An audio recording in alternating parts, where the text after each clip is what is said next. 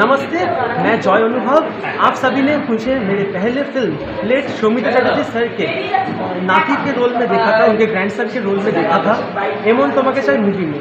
मेरा दूसरा फिल्म कांटा तारे बेड़ा, उसमें आप लोगों ने मुझे मेन लीड में देखा था, और मेरी तीसरी फिल्म टाका, इसमें भी आप लोगों ने मुझे लीड में देखा था।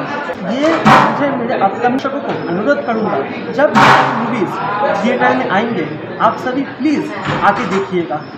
Thank you. मैं डॉक्टर सैयद खालिद मिराज, मैं बेसिकली कोलकाता हिंदू में क्या बोलते हैं पोइट्री लिखता हूँ, शायरी, और यहाँ पहली बार मैं आया हूँ। नई साल में मुझे बुलाया है, मुझे बहुत अच्छा लगा। यहाँ सम्मान मिला, राइटर को सम्मान अवार्ड 25। बेसिकली मैं एक कॉलेज में एग्जामिनेशन है, और यहाँ पर आज मुझे बहुत अच्छा लगा। मैं यहाँ और मल्टी लैंग्वेज यहाँ पर है, बंगाली, हिंदी, इंग्लिश, सभी पोएट यहाँ पर है, सभी राइटर यहाँ पर है। सब यहाँ आके क्या बोलते हैं चीज़ मैं। नमस्ते, मेरा नाम आरोही खंडेलवाल है। मुझे राष्ट्रीय साहित्य सम्मान पाकर बहुत खुशी हो रही है। मुझे यह सम्मान देने के लिए बहुत बहुत धन्यवाद। मैं राष्ट्रीय साहित्य सम्मान के ऑर्गेनाइज़र को बहुत बहुत धन्यवाद करना चाहती हूँ कि उन्होंने मुझे इस अवार्ड के लिए चुना। सर बहुत ही हेल्पफुल और सपोर्टिव है। Youngest author of the year 2025 के कैटेगरी में मुझे सम्मानित किया गया है। इसके पहले मुझे इंडिया बुक ऑफ रिकॉर्ड की तरफ से यंगेस्ट ऑथर 2 डिवाइन बुक्स इन हिंदी के लिए सम्मानित किया गया है। ग्लोबल मैनेजमेंट काउंसिल की तरफ से मुझे यंगेस्ट ऑथर ऑफ झारखंड के अवार्ड से सम्मानित किया गया है। आज के शिल्प साहित्य सम्मानটি অনুষ্ঠিত হলো, এটা আপনি অ্যাওয়ার্ড পেয়েছেন, কেমন লাগছে? অবশ্যই আমি খুব হ্যাপি। শিল্প সাহিত্য সম্মান ধন্যবাদ জানাই, আর ট্রু ব্র্যান্ডকে ধন্যবাদ জানাই, আর সিইও আমাদের মিস্টার নাইম আলম, ওনাকে আমি তো ধন্যবাদ জানাই, বিকজ একটা এত সুন্দর ইভেন্ট করার জন্য, এত সম্মান দেওয়ার জন্য।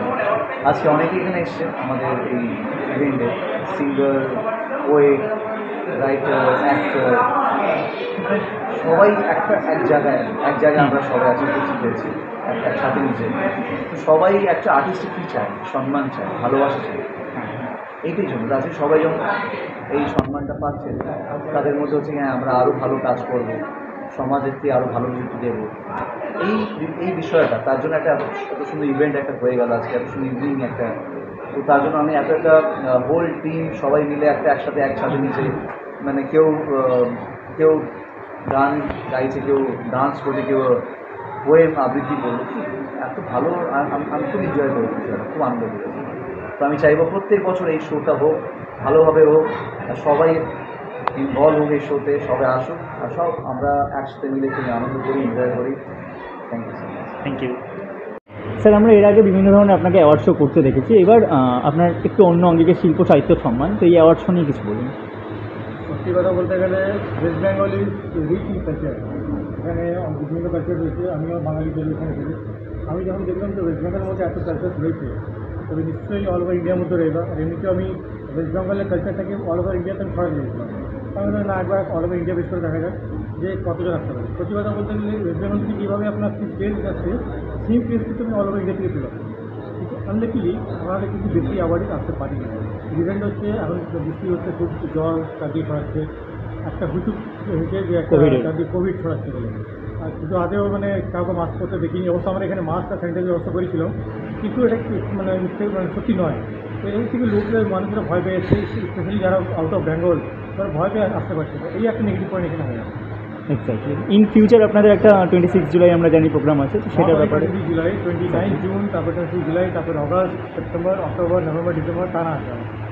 অর্থাৎ সেগুলো আপনার পরপর একদম প্রজেক্ট আসছে, তো আমরা বড়সড় কিছু চমক কি পেতে চলেছি? আপনি জানেন ট্রু ব্র্যান্ড মানেই চমক। ট্রু ব্র্যান্ড মানেই চমক। এক্স্যাক্টলি। Okay, thank you. উৎসবে, উপহারে, নিত্য প্রয়োজনে শাড়ি ও রেডিমেড পোশাকের একমাত্র ঠিকানা রাজলক্ষ্মী। হিন্দ মোটর স্টেশনের নিকটে।